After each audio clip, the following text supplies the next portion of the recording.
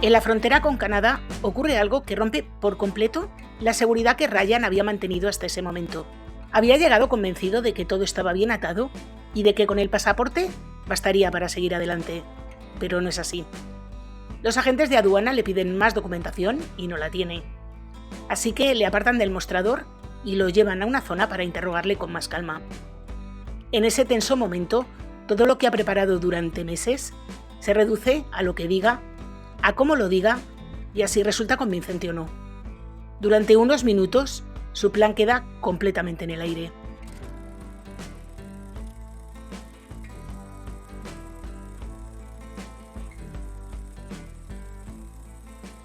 Hola a todos, yo soy Julia y hoy os traigo la historia de un idiota de manual. Se llama Ryan Bogward.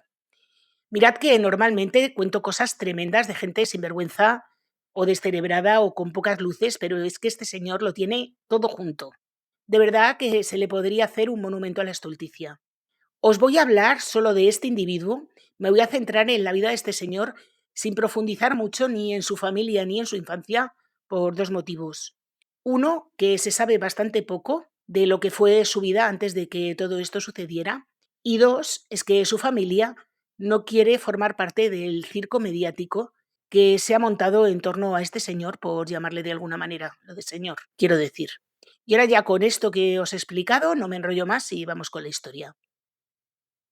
Nuestro caso de hoy empieza el 11 de agosto de 2024, un domingo, cuando, como de costumbre, Ryan fue a la iglesia con su familia.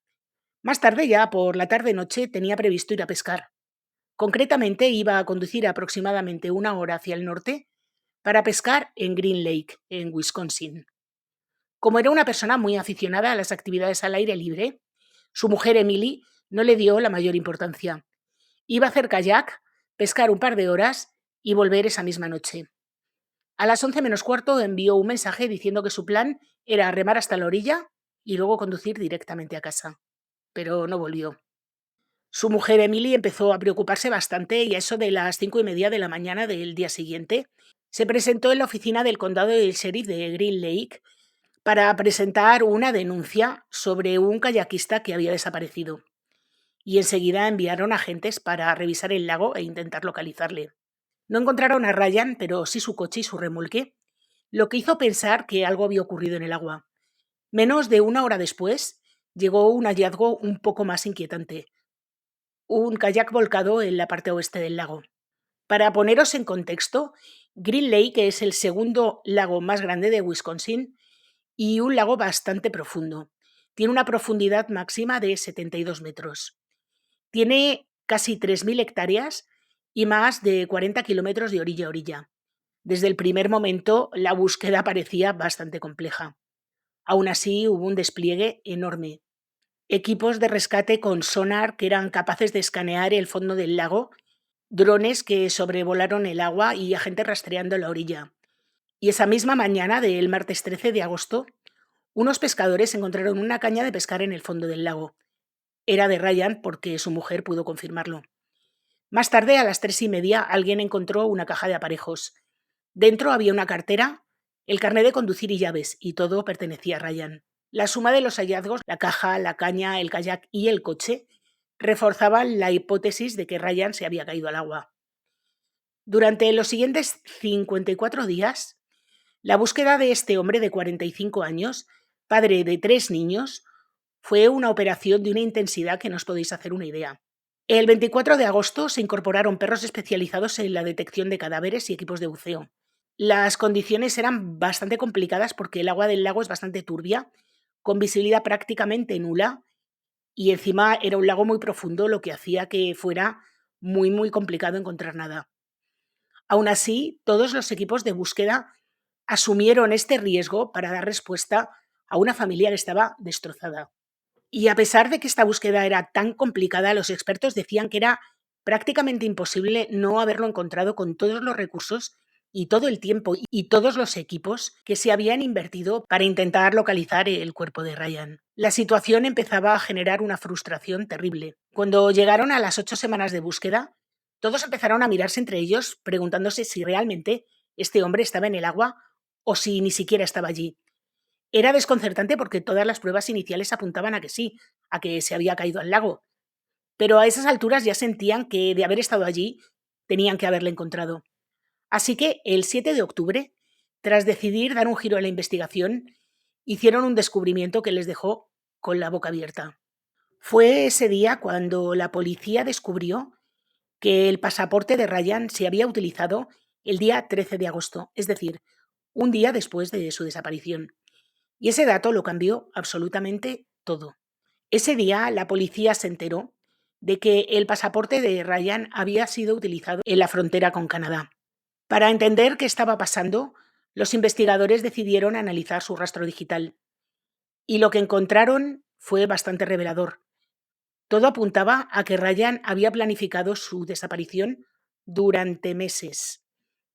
Un analista forense encontró en su portátil que Ryan había conseguido un segundo pasaporte, había sustituido el disco duro del ordenador, había borrado el historial de navegación el mismo día que desapareció, sincronizado el ordenador con la nube, hizo fotos de su pasaporte original, consultó cómo transferir dinero a un banco extranjero, cambió el correo electrónico asociado a su cuenta bancaria el día de su desaparición y, sobre todo, y lo más importante, descubrieron que estaba en comunicación con una mujer de Uzbekistán que había contratado un seguro de vida a su nombre por $375.000 y que había comprado una tarjeta regalo de una aerolínea.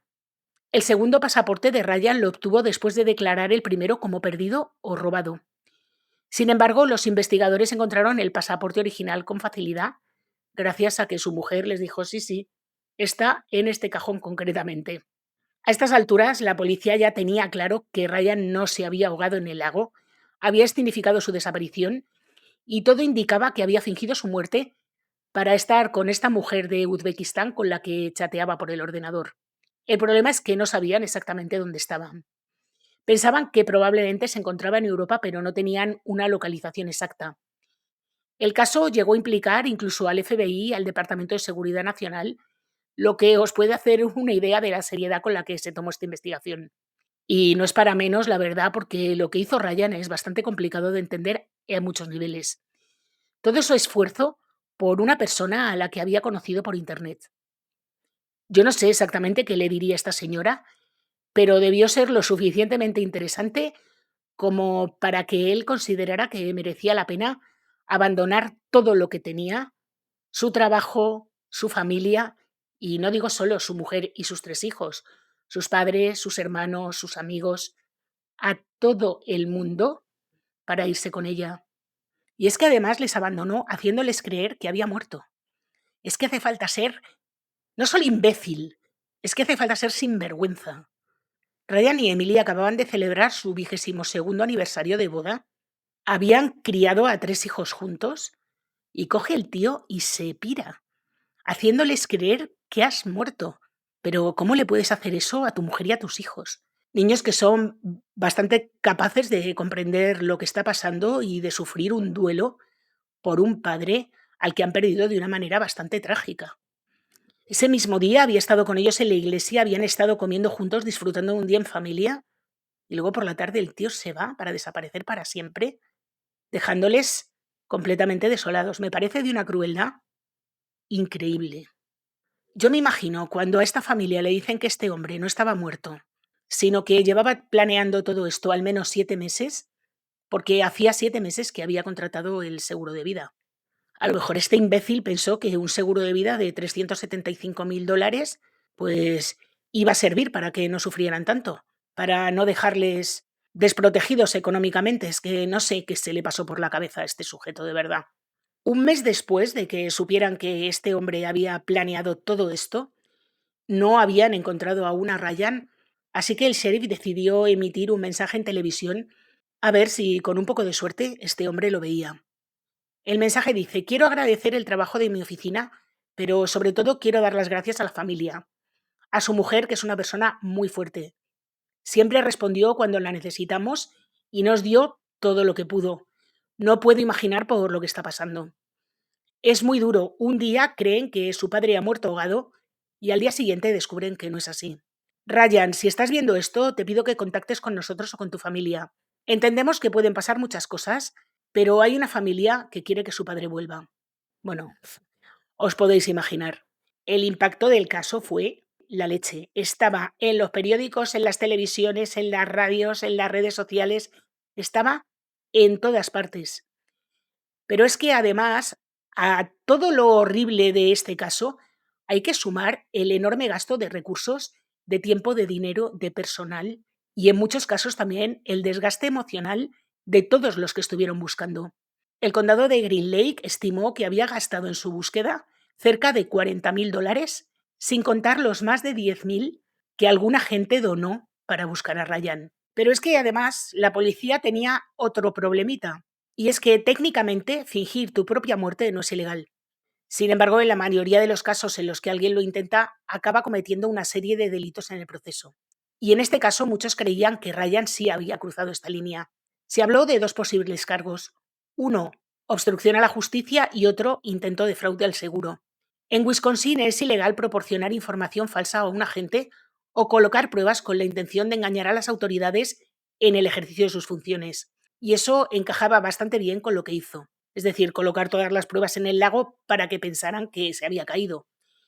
Por otro lado, estaba el posible fraude al seguro porque contrató una póliza sabiendo que podría activarse bajo falsas circunstancias y además obtuvo un segundo pasaporte tras declarar que el primero lo había perdido o se lo habían robado. Aún así, la policía no tenía claro del todo que eso encajara con un delito concreto. Lo que sí parecía evidente es que no había actuado dentro de la legalidad. Pero con todo, la pregunta más importante es dónde estaba este anormal, porque la policía no tenía ni idea de dónde se encontraba.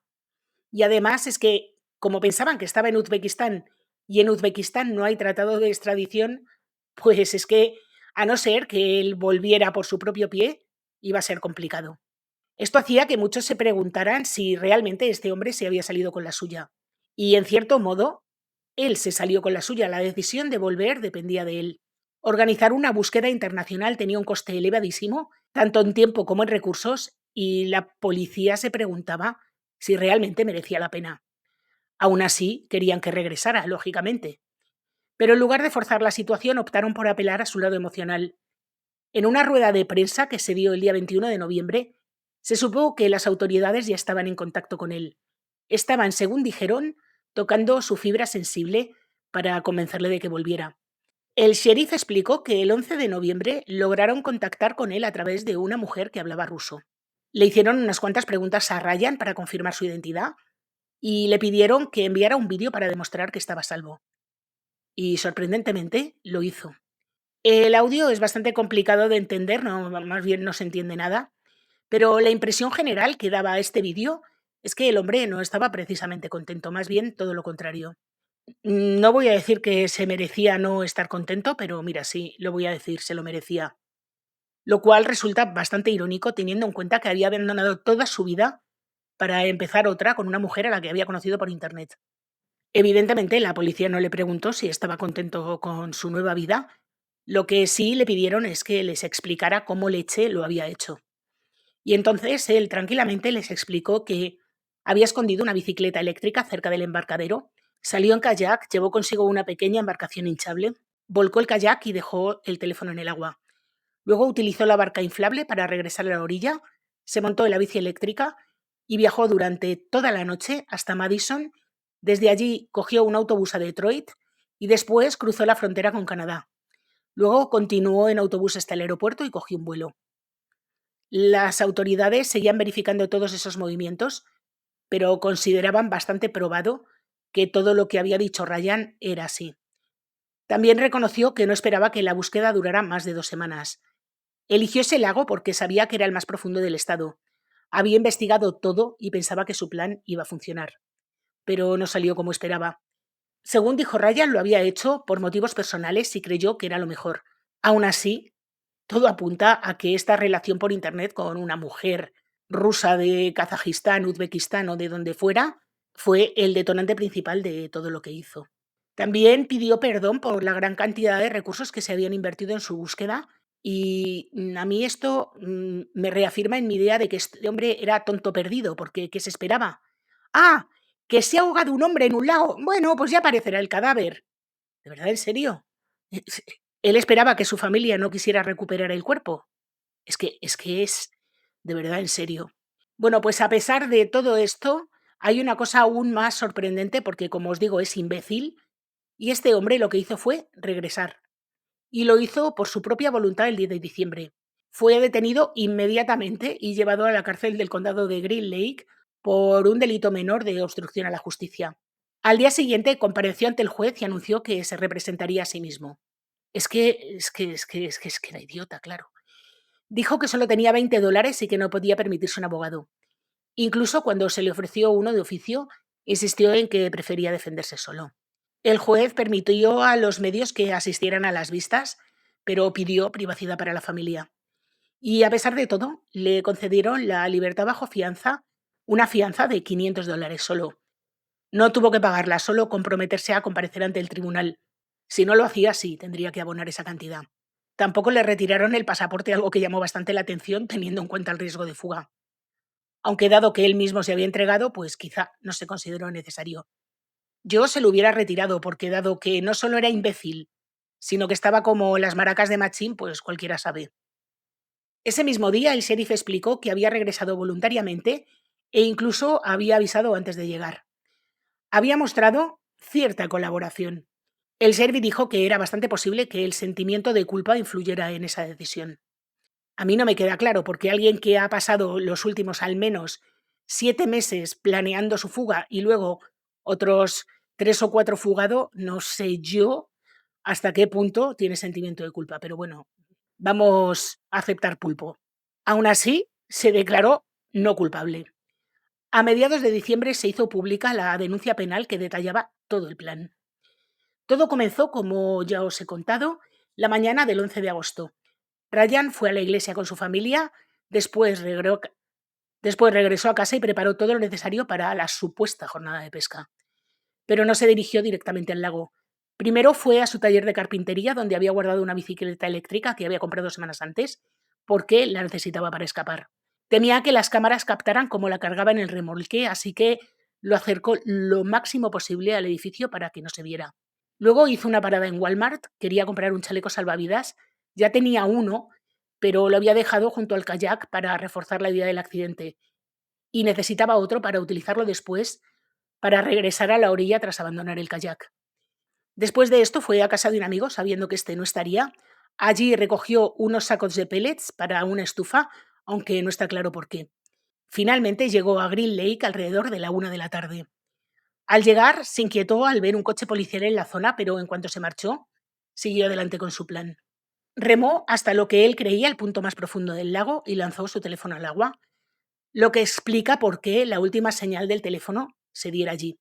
Infló una pequeña balsa, volcó el kayak, dejó la caña y la caja de aparejos y regresó a la orilla en la embarcación. Al salir, el barro le llegaba hasta la cadera, lo que le dificultó bastante el moverse, y dejó tras de sí un rastro que no tenía previsto. Más tarde reconoció que le preocupaba que pudieran seguir este rastro, así que intentó borrarlo como pudo. A continuación se alejó por carretera y aquí es donde todo ya es. Ryan recorrió unas 70 millas en bicicleta eléctrica hasta llegar a Madison. Llevaba incluso una batería extra por si la bicicleta se quedaba sin carga, cosa que de hecho le ocurrió. En un momento dado, contó que tuvo frío y se cambió de ropa.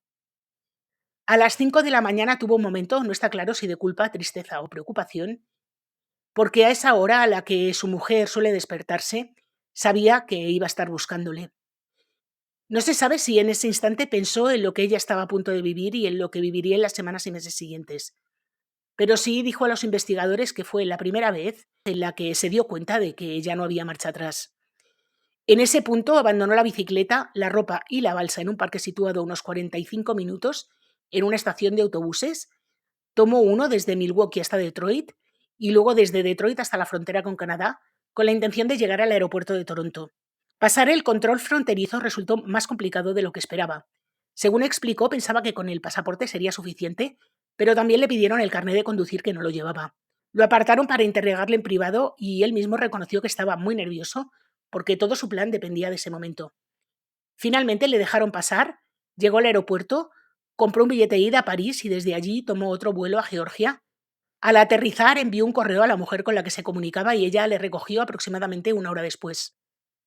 Ambos fueron a un hotel y Ryan llevaba consigo unos 5.500 dólares en efectivo.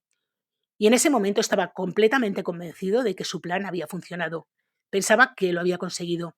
Según declaró, había dedicado mucho tiempo a investigar cómo desaparecer y en la denuncia penal consta que había estudiado casos de otras personas que habían logrado hacerlo durante años. Investigó muertes en lagos, profundidades necesarias para que un cuerpo no reaparezca, formas de viajar sin rastro, cómo mover dinero a otros países, en fin. Le contó a la policía que todo dependía de que él muriera en el lago y que también la idea era un poco vender su muerte. Incluso consultó patrones meteorológicos para elegir la mejor noche para su recorrido en bicicleta. Utilizó una VPN para hacer clic en las noticias sobre su desaparición para que pareciera que las consultas se hacían desde Rusia, aunque explicó que en realidad apenas abría los artículos. Se limitaba a leer titulares, probablemente por nervios o por no enfrentarse a la realidad de lo que estaba pasando en su casa. Lo que no previó es que la investigación continuaría y no dejarían de buscarle. Y además cometió un error muy gordo que fue dejar atrás el portátil. Él creía haberlo limpiado, pero al hacer copias en la nube, generó un tráfico de datos que permitió recuperar la información, todo lo que la policía encontró desde el primer momento. Entre otras cosas, la imagen de la mujer con la que estaba en contacto. Y a partir de ahí, la policía pudo localizarla y a través de ella llegar hasta él. El 8 de noviembre fue cuando contactaron con él por primera vez. Ryan explicó después que al recibir ese mensaje sintió que el corazón se le caía al suelo. Sabía que acabarían descubriéndole y su objetivo era retrasar que lo encontraran el máximo tiempo posible. En cuanto a las consecuencias legales, en 2025 hubo un mini juicio y el juez le impuso una condena de 89 días de cárcel. No se ha difundido la multa asociada a la condena, pero sí quedó abierta la posibilidad de que tuviera que hacer frente a una compensación económica por los costes de la búsqueda, aunque esto va a depender de un juicio civil posterior. Poco después del regreso de Ryan a Estados Unidos, su mujer Emily solicitó la separación alegando que el matrimonio estaba irreparablemente roto y pidió la custodia de los hijos. Desde entonces no tengo más novedades de la historia y a mí con todo esto me queda una duda y es por qué decidió regresar. Una de las hipótesis es el sentimiento de culpa, que yo no me termino de creer, y otra que la vida que esperaba no resultó como imaginaba. Se desconoce completamente el papel de la mujer rusa, uzbeka, georgiana, porque no se sabe de dónde era, que el papel que esta mujer jugó en la vuelta de Ryan. En cualquier caso, y sea como sea, le caiga la multa que le caiga y le caiga la condena que le caiga, poco me parece. Bueno, poco no, poquísimo. No entiendo cómo un hombre, en teoría normal, con una vida normal, puede hacerle eso a su familia. De verdad que no lo entiendo. Por supuesto, la mujer hizo requete bien separándose, pidiendo la custodia de los niños, y si yo fuera cualquiera de sus hijos, desde luego no le volvería a dirigir la palabra nunca más. Y lo mismo con los padres, los hermanos y conocidos. Hacerles pasar por eso es que hace falta ser, como os he dicho al principio, además de sinvergüenza, tonto perdido. Y bueno, con este dato se acaba nuestro caso de hoy. Un caso que está inspirado en otro, el de John Darwin, un hombre que desapareció en Reino Unido entre 2002 y 2007. Es conocido como el hombre de la canoa. Este hombre fingió su muerte ahogado para cobrar un seguro de vida. Reapareció 6 años después alegando amnesia, pero se descubrió que había estado viviendo todo ese tiempo al lado de su casa. ¿Qué os parece? Este caso es aún más alucinante porque contó con el apoyo de su mujer para cometer sus delitos. Me he debatido si contaros uno u otro, pero al final me he decidido por este último porque es más actual. Hay más imágenes y he pensado que a lo mejor algunos habíais oído hablar del tema y así, pues bueno, pues os explico un poco lo que ocurrió. Así que bueno, como os digo, hasta aquí el caso de hoy. Espero que os haya gustado. Si es así, por favor, dejarme un like, activar la campanita, comentar, compartir, suscribiros si no lo estáis. Recordad que tengo otro canal, Tinta Roja, donde subo vídeo todos los viernes. Y en este subo vídeo todos los martes. Así que hasta la semana que viene.